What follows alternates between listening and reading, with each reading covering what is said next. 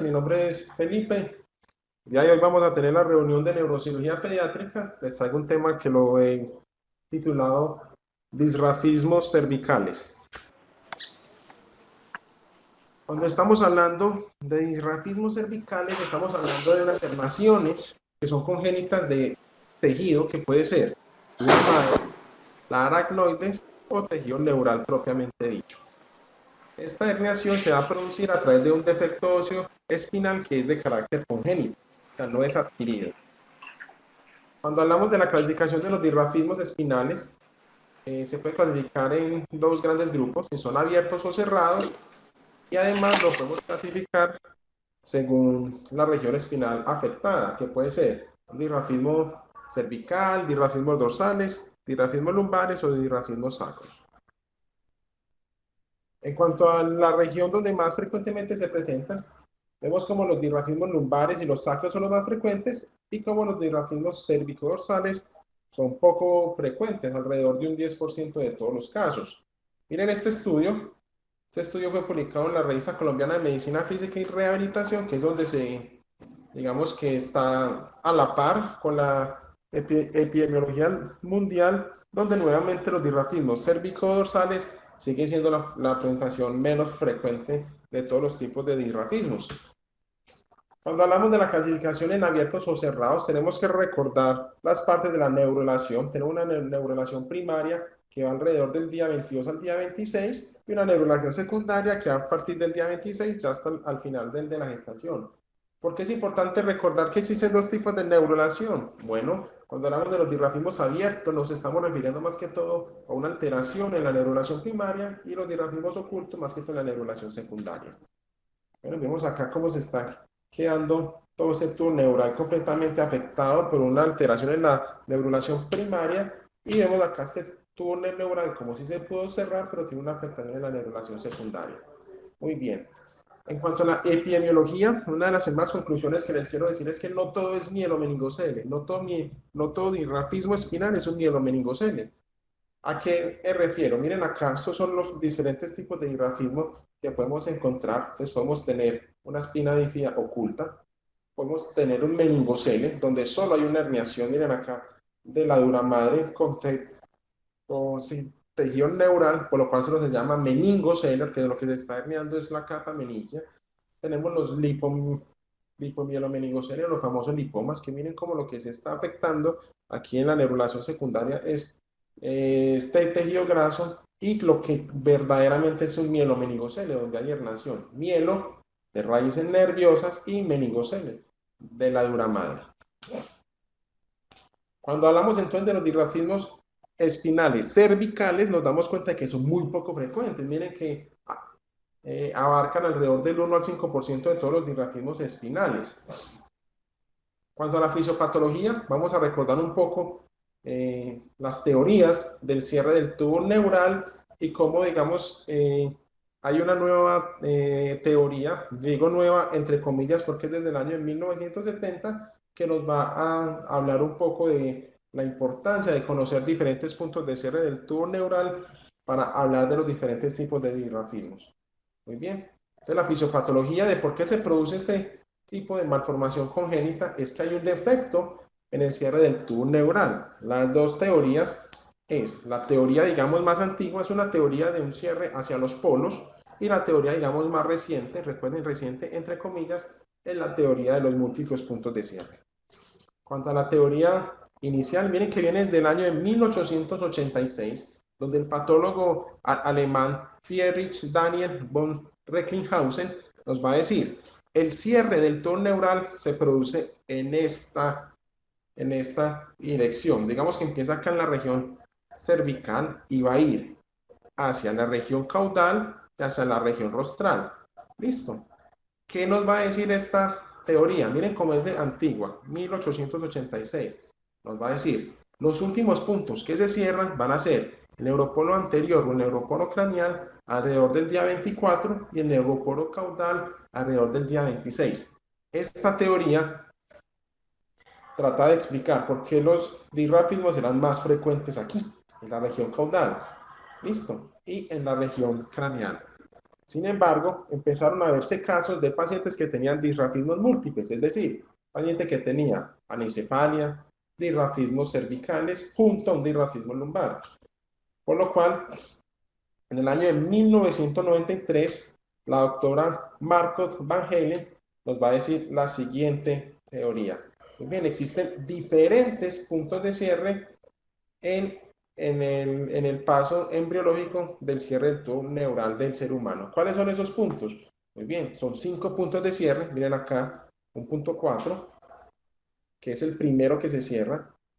Este tiene una dirección craneal. Luego un punto 2, que tiene una bidireccionalidad, va tanto hacia craneal como hacia caudal. Luego se cierra el punto 3, que tiene solamente una dirección retrógrada. Luego se cierra el punto 1, que tiene nuevamente una bidireccionalidad hacia craneal y hacia caudal. Y posteriormente se cierra el quinto punto, que solo tiene una dirección hacia craneal. Digamos que esta teoría es la que nos va a empezar a explicar los diferentes tipos de disrafismo y es la, digamos, la más aceptada actualmente. Muy bien. Entonces, ¿cuáles son estos puntos de cierre del tubo neural? Nuevamente se lo repito. El punto 4, que solo tiene una dirección craneal, es el primero que se cierra. El punto 2, que tiene una bidireccionalidad, va tanto hacia caudal como hacia craneal. Luego se cierra el punto 3, que solo tiene una dirección retrógrada. Luego se cierra el punto 1, que nuevamente tiene una bidireccionalidad. Y últimamente se cierra el punto 5, que solo tiene una dirección hacia craneal. Entonces, ¿cuáles son las condiciones patológicas cuando se afecta a cada uno de estos puntos de cierre del tubo neural? Si nos vamos hacia acá, nos damos cuenta que cuando se afecta el cierre del punto 4 y el punto 1, lo que se va a producir es un disrafismo cervical. Esa, digamos que es una diferencia clara con las otras patologías que estábamos estudiando en las semanas previas, que era el encefalocele occipital y la malformación de Chiari tipo 3. Nuevamente aquí les pongo dónde son los puntos de cierre donde se afecta el embrión para crear la fisiopatología del mielomeningocele cervical. Es una alteración en los puntos de cierre 4 y punto 1. Entonces, digamos que esto, a partir de la década del 93, ya no se debe hablar de un cierre del tubo neural hacia los polos, sino de 5 puntos diferentes del tubo neural. Digamos que se han reportado diferentes series de casos sobre disrafismos cervicales, pero ninguna tiene más de 20 pacientes. Entonces, lo que les voy a decir son nada más las experiencias de estos médicos que son, digamos, los que tienen más casos reportados. Entonces, digamos que lo que se sabe de los disrafismos cervicales son recomendaciones de expertos. Muy bien. La clasificación de los disrafismos cervicales es la misma que cualquier otro tipo de disrafismos ocultos. Les voy a hablar un poco sobre el lipoma y los disrafismos abiertos, lo que ellos han llamado una espina bífida cística. En cuanto al lipoma cervical, lo que se conoce son cierres de caso. Recordemos que los lipomas son la forma más común de disrafismo oculto lumbosacro, sin embargo son demasiado raros en la región cervical, encontrando únicamente reportes de caso en la literatura.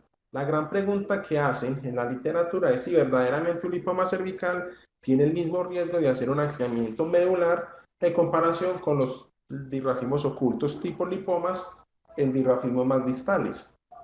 En cuanto a otro tipo de disrafismo, digamos, oculto, existe el meningocele manqué cervical. ¿Qué es esto? ¿Qué es un mielomeningocele manqué? Hagan de cuenta que el mielomeningocele manqué era ese tipo de disrafismo, que iba a ser disrafismo abierto, pero no lo fue. O sea, es una forma de mezclar los dos tipos de disrafismo. El mielomeningocele manqué es ese disrafismo que iba a ser abierto, pero no lo fue.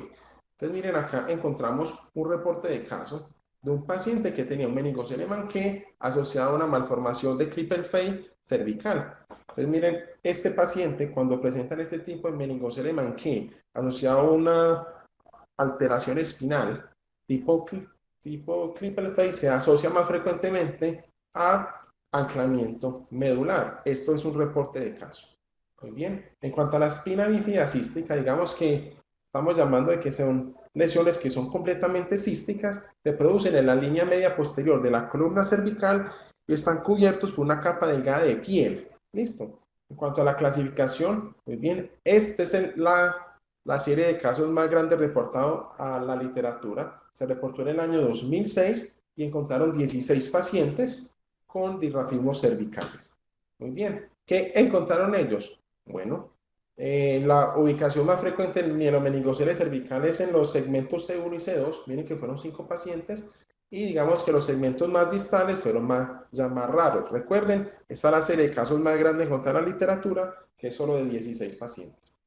Entonces, en cuanto a ellos, encontraron que hay una mayor presentación de los meningoceles cervicales en los hombres, hasta de un 56.7%. Pero esto es ¿por qué? Muy bien, este estudio se hizo en la Universidad de Teherán, en Irán, y como sabemos, digamos que los países árabes tienen una predilección por dar prioridad en la atención en salud a los pacientes masculinos. Entonces, digamos que esto puede ser un sesgo de selección.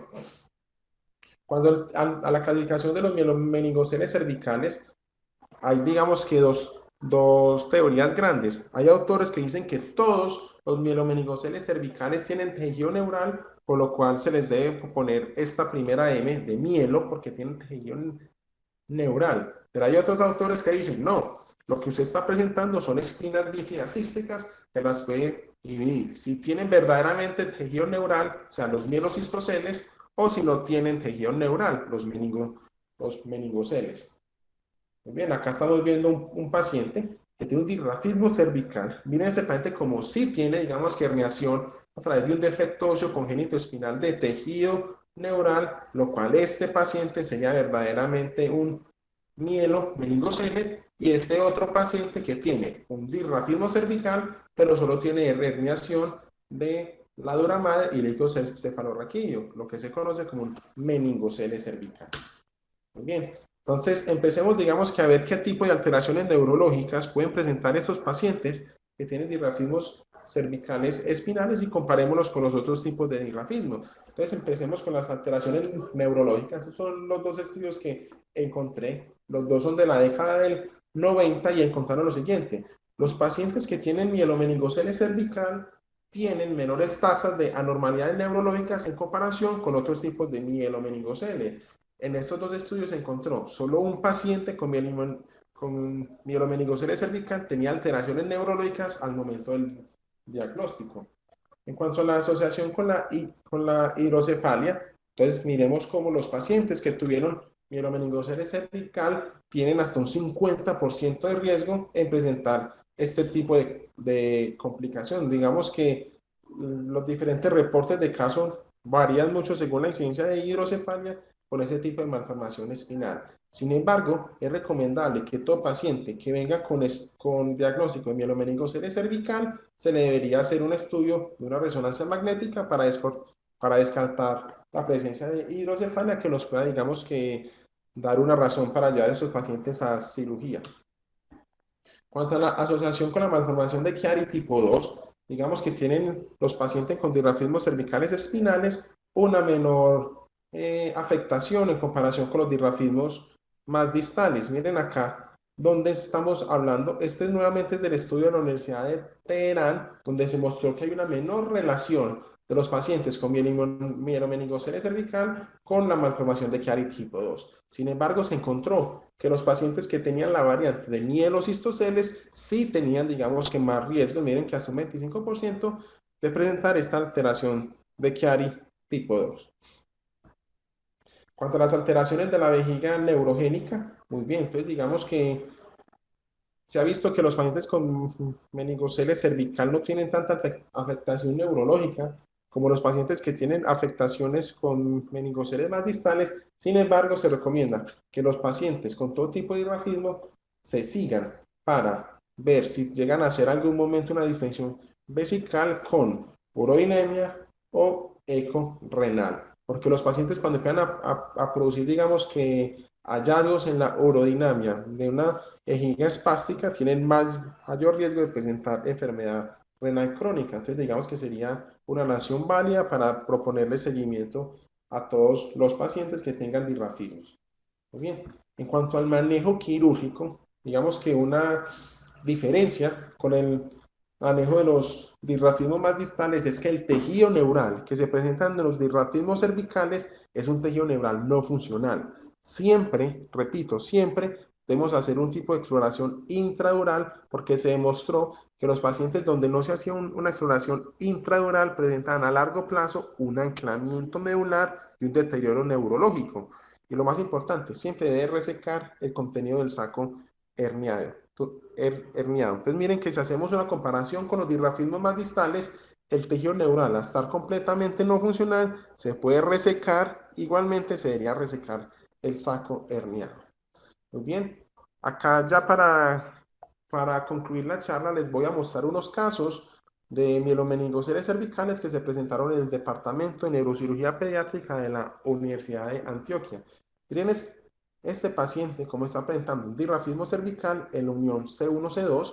Miren que si nos devolvemos al estudio de la Universidad de Teherán, este caso también contaría para la ubicación más frecuente de los dirrafismos. Miren acá cómo se está presentando un defecto óseo. Miren acá el arco posterior de C1 como presenta, digamos, que una afectación congénita por la cual por este espaciocito, miren que hay un no cierre de este arco y es a través de aquí donde se va a dar la herniación del contenido. ¿Qué se está herniando? Miren que ese paciente tiene una herniación de la dura y si pueden ver aquí, se puede ver que hay digamos, una retracción del tejido, el tejido neural, por lo cual digamos que este paciente con dirrafismos cervicales está en completa relación con la serie de casos más grandes reportadas en la literatura. Y este otro caso, miren que es un caso de un paciente que tiene un lipoma, o sea, un dirrafismo oculto de la columna cervical. Miren acá como presenta una alteración de los espacios C4 a C7, presentándose un dirrafismo completamente oculto de la columna cervical. Bueno, esto era todo lo que les tenía para hoy. En conclusión les digo que los dirrafismos cervicales son patologías demasiado extrañas. Miren que se presentan aproximadamente del 1 al 5% de los pacientes con dirrafismos espinales tienen menores tasas de complicaciones neurológicas al momento del diagnóstico en comparación con los pacientes con dirrafismos espinales más distales, y la cirugía debe ser, digamos, que de un carácter un poco más agresivo al tener un tejido neural no funcional en comparación con los dirrafismos espinales más distales. Muchas gracias.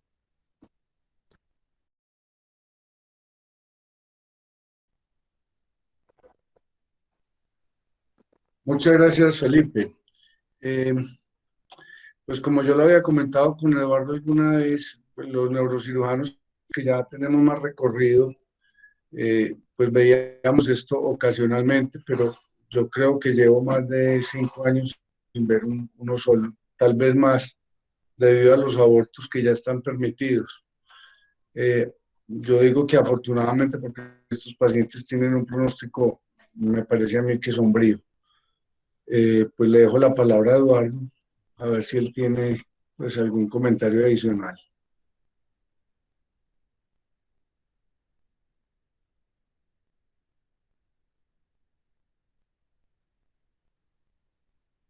Eduardo parece que no está conectado. Felipe, ¿tiene en este momento algún paciente con esto? Profe, no, digamos que la idea de dar estos tres temas tan seguidos que fueron el tema de encefalocele occipital, la malformación de Chiari tipo 3, los dirrafismos cervicales, es hacer, digamos, que un diagnóstico diferencial de estas malformaciones congénitas de la línea media, porque miren que hay veces los dirrafismos cervicales como se producen en unas regiones tan altas, la más frecuente es C1, C2, digamos que puede ser un factor de confusión con un encefalocele occipital, pero ya si uno se devuelve a ver la fisiopatología, mira que el dirrafismo cervical se produce por una alteración en el punto 4 y el punto 1 de los puntos de cierre del tubo neural. Entonces, digamos que la razón para traer estos temas fue como mostrar diagnósticos diferenciales. Yo sí quiero decir una cosa que me sorprendió mucho, es que miren que toda la charla yo les estoy mostrando series de casos, reportes de Que ya casos. Me tiene sorprendió mucho, 24 me años sorprendió mucho en ver cómo se vio el plan como dos Triángulo reportes de y casos de la universidad. básicamente, aló, aló, aló, no me oyen, aló, aló, aló, aló, Apenas te estamos empezando a oír. Ah, Nacho, entonces mira, lo que te decía que me sorprendió mucho es, mira cómo son enfermedades tan raras, pero tenemos dos pacientes en el servicio. O sea, alguna vez tuvimos esos pacientes, entonces es como una forma de incentivarnos los residentes y los profesores como a tratar de reportar estos casos, que mira que son casos demasiado extraños. Aló. No Eh, me oyeron nada de lo que hablé. Absolutamente nada, Eduardo. Ah, Vuelve a estaría mal la empezar. conexión. Ve, no, la idea era que cuando me preguntaste sobre los casos y todo eso, precisamente la idea de presentar estos tres casos, estos tres temas, era mostrar que a pesar de estar tan cerca las tres patologías, las tres tienen un origen distinto, se comportan distinto y tienen pronósticos distintos. Entonces, precisamente por eso tomé estos tres temas para que nos diéramos cuenta que a pesar de que los vemos muy parecidos con una bolsa atrás cervical o occipital baja, son tres cosas distintas, con orígenes distintos y pronósticos distintos. Ahora bien, hablando en específicamente de este último tema, como mostró Felipe, Felipe, entre otras cosas, muy buena la charla, te felicito, porque la búsqueda debe haber sido muy importante porque son bien pocos los pacientes que hay. Estos pacientes tienen un mejor pronóstico a pesar de que uno creería que es peor. El último paciente que mostró Felipe es una pelada de 22, 23 años, la conocí hace como 3 años en el plan Triángulo, eh, inclusive la operó uno de nuestros profesores hace muchos años y la verdad es que la pelada es casi asintomática, es cuadriparética, pero es una espasticidad muy leve, que le permite hacer toda su actividad cotidiana. Inclusive estaba estudiando una tecnología en el Politécnico, me acuerdo, eh, que simplemente estaba consultando porque la, el calzado le estaba haciendo unas úlceras en los pies, entonces era para mirar, mejorar los puntos de apoyo, pero realmente la cuadriparesia era mínima, la espasticidad era mínima, era muy funcional y me pareció que como que rompe el estigma que de uno pensar que el tejido neural expuesto cervical debería tener muchas complicaciones y realmente no, así como dijo Felipe, es un tanto más benigno que los que tenemos como Chiari 3, que es bastante dañino, bastante neurológicamente compromete mucho al paciente y los occipitales que pueden ser inclusive hasta mortales.